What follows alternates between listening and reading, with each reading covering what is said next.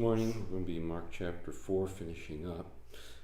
And we've already gone through the parables of the chapter, and now we get to verse 35, and it's what we read. So in Mark 4, starting in verse 35, on that day when evening had come, he told them, "Let's cross over to the other side of the sea." So they left the crowd and took him along, since he was in the boat, and other boats were with him. A great windstorm arose, and the waves were breaking over the boat, so that the boat was already being swamped. He was in the stern, sleeping on the cushion. So they woke him up and said to him, "Teacher, don't you care that we're going to die?" He got up, rebuked the wind, and said to the sea, "Silence, be still." The wind ceased, and there was a great calm. Then he said to them, "Why are you so afraid? Do you still have no faith?" And they were terrified and asked one another, "Who then is this? Even the wind and the sea obey him."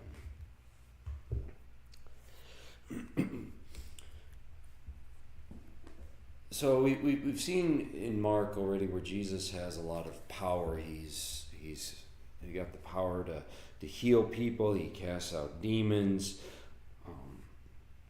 And he also has the ability to teach with authority in a way that people hadn't heard before. This was all new. This was all kind of exciting stuff for them.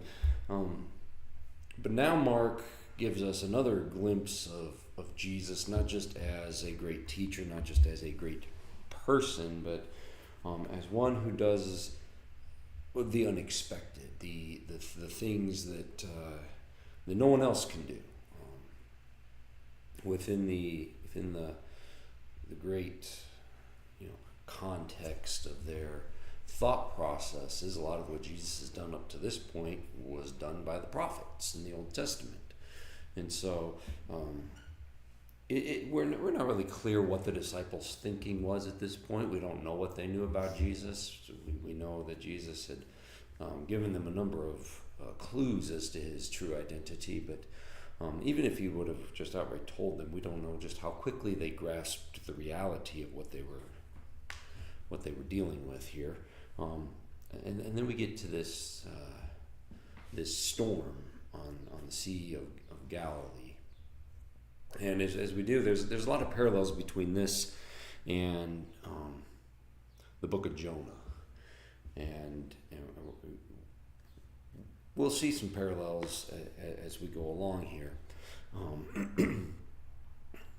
But let's just start with some basic things.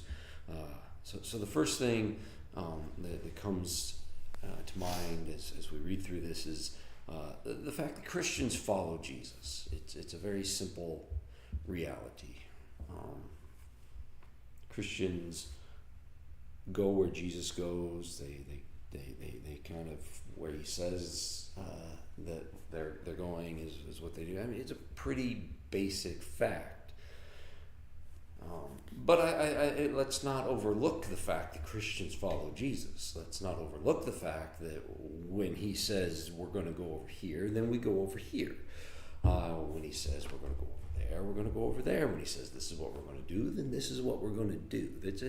It seems so simple, but I think sometimes we like to debate the issues, and we like to sit down and think through the issues. And though it's okay to sit down and think, the bottom line is, if you're going to call yourself a Christian, if you're going to call yourself a follower of Jesus, you're going to follow Jesus. And sometimes that's pretty simple. And sometimes it starts off simple and it turns out not to be.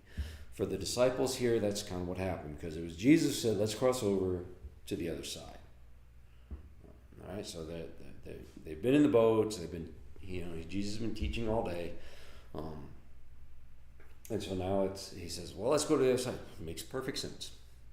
Perfect sense.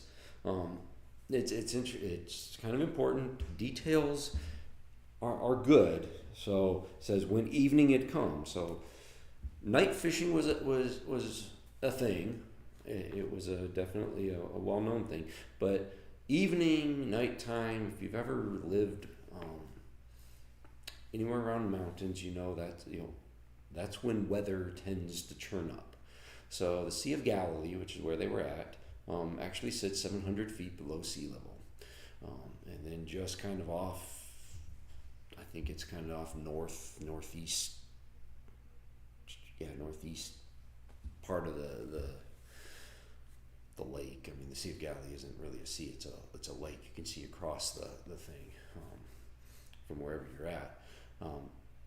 But just off the shores is you can see Mount Hebron, which is about 9,000 feet tall. And so if you've ever been by mountains, you know in the evening cold air tends to blow down off the mountains. You know, the cooler air descends as night falls, air cools, cold air falls, and it sort of sweeps down the mountains. Well, then just off to the west is the Mediterranean Sea, and if you've ever been around oceans or whatever, you know that air tends to be warmer. Water regulates temperature and keeps it pretty consistent. And so when warm air meets cold air, you have the ability to create storms. These things happen quite frequently on the Sea of Galilee. And very tremendous windstorms can take place. And like I said, the Sea of Galilee sits 700 feet below sea level. And so if you've ever lived in a bowl of any kind, you know that when weather sets in, it sets in. It can come in fast, and it has no place to go, so it just kind of unleashes all of its fury right there. And so it's kind of a scary place to be on the middle of this lake, especially in a first century boat. They don't have the modern technology, and even in modern days, I mean, there's a lot of times you just get off the water in these kinds of conditions. So the fact that this came in, okay, so Christians follow Jesus, that's easy, all right? But sometimes natural disasters happen. Okay, you got to keep this in mind. Natural disasters are possible things to happen, even when we're following Jesus. And it can be any kind of thing. The point that Mark is making in this, of course, is focusing on Jesus' power over nature. And so we have to realize that sometimes natural disasters happen. So let's go back to the book of Jonah for a second, because I want to contrast something here. Real briefly, in Jonah chapter 1. So God tells Jonah, get up, go to the great city of Nineveh. And then in the very next verse, Jonah got up to flee to Tarshish from the Lord's presence. All right, so Jonah goes, he gets on a ship, and he goes out to sea, and a storm hits. So, as you can see, whether you're following Jesus or whether you're not, storms hit. Things happen. Natural disasters can strike.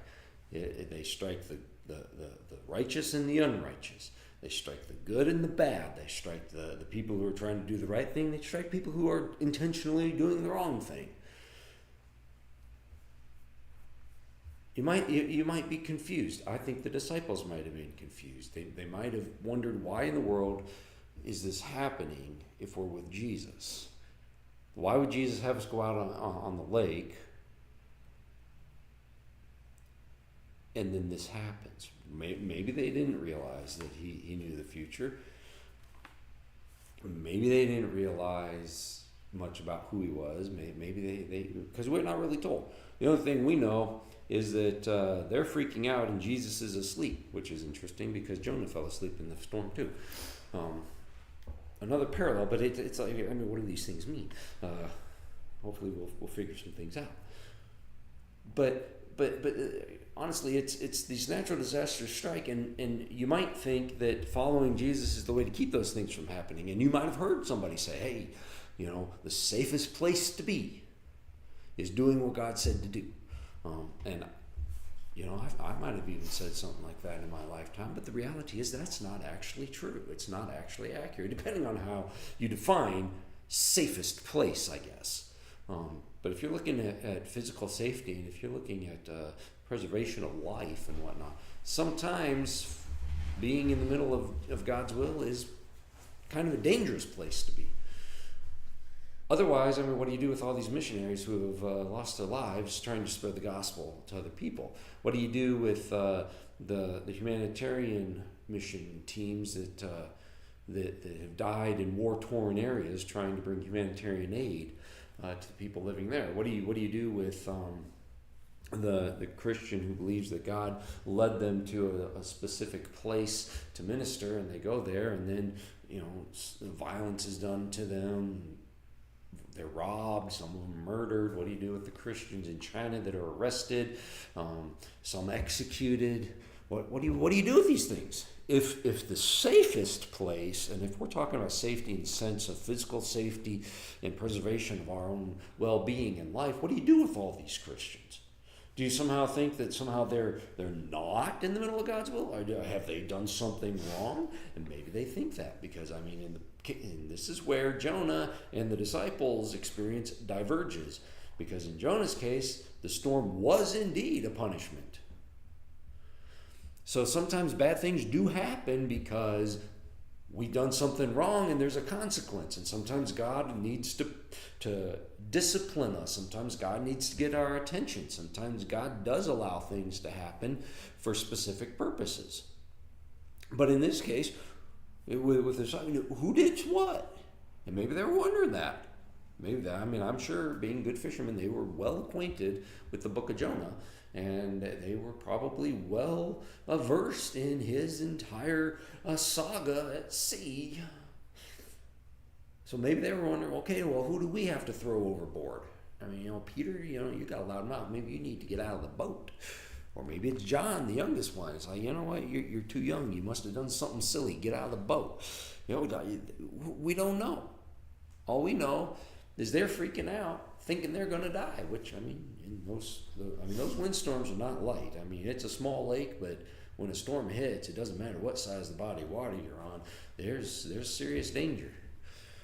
So they're scared, and they're wondering what's going to happen, and then they're concerned because Jesus is asleep in the midst of it all. And now Jesus has been teaching all day long. If you've ever been a teacher, let me tell you what, at the end of the day, it's just, you get a chance, you're going to lay down, you're going to go to sleep, and it don't matter. Somebody could set off and bomb right beside you, and it just ain't going to faze you. You'll never hear the noise.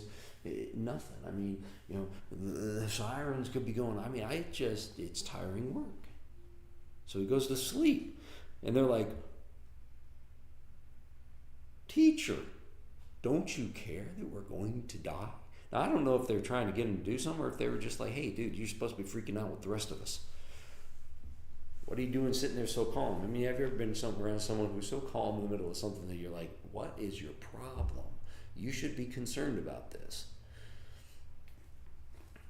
And maybe that was it. It's very interesting because we don't know. What's also interesting is if you read this account in Matthew and Luke, the disciples have a less accusatory approach to this. They actually record them just simply saying, "Teacher, we're going to die." Whereas they don't have the, "Don't you care?" But I think this smacks of just the raw reality of what was really going on. And so remember, Mark is believed to have been recording, Peter's experiences. And so I rather suspect this is true. This is what they did. Matthew and Luke probably read that, and because they don't want to get off on the accusatory tone of the disciples, they translated the meaning behind it is that they thought they were going to die. Whereas Peter's like, "Yeah, no, I remember we were really upset about this. We were really upset with Jesus because what's he doing sleeping?" Now, I don't think they expected Jesus to do anything about the storm, because when he did, they got afraid again in a whole different way. But I think that they were concerned that he wasn't concerned, and they thought he needed to be concerned because everybody better be concerned in the middle of all this. And what does Jesus do? He simply gets up and he says, "Silence, be still," or in some of the more traditional wording in the older translations especially, it's "peace, be still." And this whole peace is like, kind of like, hey, hold your peace. That's quiet. Knock it off. Just settle down. And so immediately, there was a great calm. This was an unexpected thing. I don't think this was exactly what they expected Jesus to do.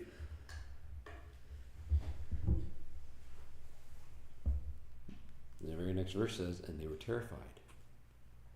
and ask one another, who is this? Like, who did we get into our boat? It's like, this is not just a prophet. This is not just a rabbi, a great teacher. There's something extremely different about this one, because it's not like he prayed and said, oh, Lord, save us. Book of Jonah, that's what the sailors did. Lord, save us. And they tossed Jonah into the sea.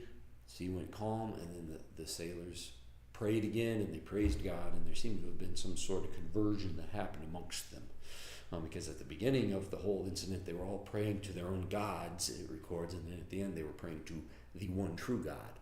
So there's this great awakening and this great prayer meeting that had taken place and all that. But Jesus, he didn't even pray. He just stood up and said, quiet, be still. And it happened. And what does that mean? So to a Jewish mind, and probably to many others, it means this guy has the power of God. Because he didn't even have to pray about it. He just spoke and it happened. In other words, what the disciples learned is that Jesus has complete control.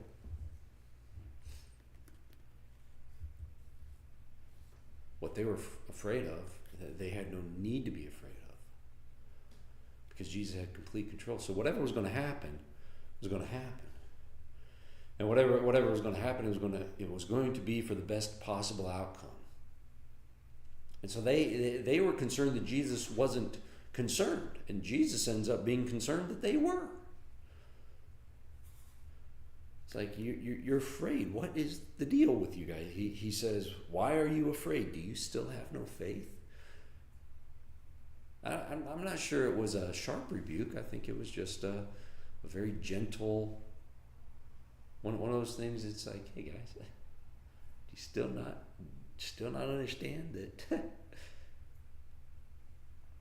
I am who I say I am? Do you still not understand that I'm not just another person? Do you still not understand? Well, watch this. We were watching the movie Master and Commander, and there's a line in there where the captain of the ship says, I can harness the wind, but I'm not its creator. And every sailor kind of has that. Good sailors, they can harness the wind, they can harness whatever's going on, but they can't create it, they can't control it, they can just do something with it. And in this case, Jesus demonstrated it. Not only could he harness the wind, he could command the wind, and it obeyed. And so the disciples end with this, who is this? And honestly, I think that is the question that Mark and the other gospel writers set out to answer. I think that question is foremost in their minds.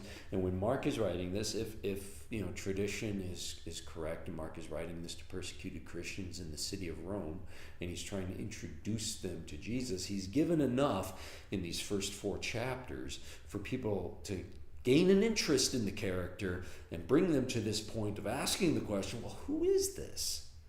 I mean, because Mark gives little, we might call them little vignettes of Jesus doing this, and Jesus doing that, and Jesus saying this, and Jesus saying that. And he even gives us a view into the way that Jesus teaches. And Jesus had a masterful way of teaching, even though he wasn't taught how to teach. He didn't go to school for it. He wasn't, most of the rabbis had to go for years as apprentices and to not schools in the sense that we think of, but honestly very similar in the fact that there's a lot of information poured into them. They had to study and learn, and Jesus just naturally does this stuff. And so, who is this Jesus? And see, that's the question. That's what it all comes down to. That is what boils it down to. And when you come to this realization, Jesus has control over everything, including the natural elements. You're like, oh, okay. So who is he? And that's the question we have to wrestle with. That's the question we have to find the answer to. That's the question that really the New Testament helps us answer. Who is this Jesus? And so I guess today the big thing is, have you wrestled with that? Have you asked that question yourself? Who is Jesus? And, you know, some people are raised hearing about Jesus, and so they just kind of have this, you know, they never really wrestle with it because I've always known. But have you ever really?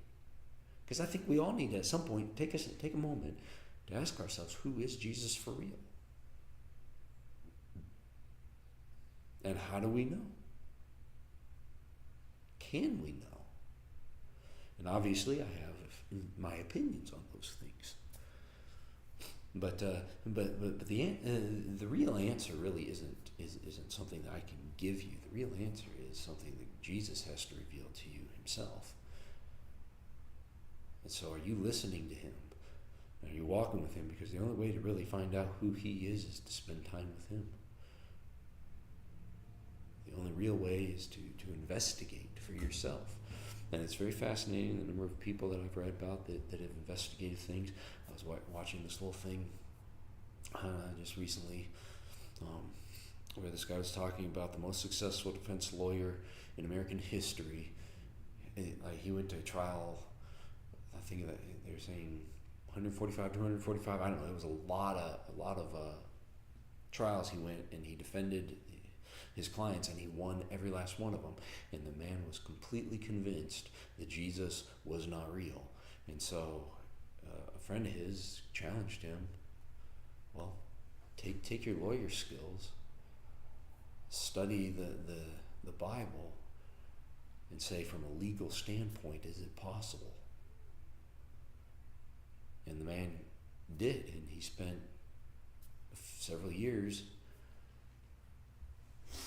studying from a legal standpoint the testimony written down in the Bible. And he said the conclusion was that there's absolutely no doubt in his mind that it's all real, that it happened the way it said it happened.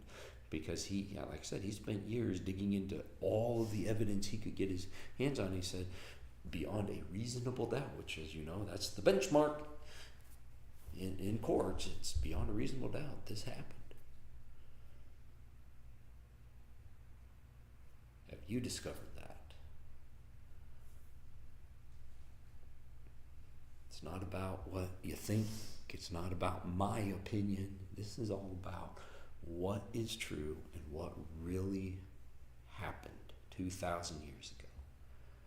And have you wrestled with that? And have you wrestled with that question? Who is this? If not, then today is a great day to start tackling that question.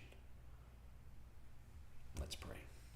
Heavenly Father, we do come before you today, and we do thank you for this opportunity that we have to come together to worship you, to learn from your word. And we just pray, Father, that you would indeed help us to truly, honestly, and sincerely seek the answer to the question of who is this Jesus. I pray that you would reveal the truth to each of us. I pray, Lord, that we would know beyond a reasonable doubt, that we would be convinced of the truth, and that we would reap the benefits of knowing the truth about Jesus. I pray, Lord, that you would open our hearts and our minds to receive your truth and give us the boldness to share the truth with those around us. I thank you. I praise you. In Jesus' name, amen.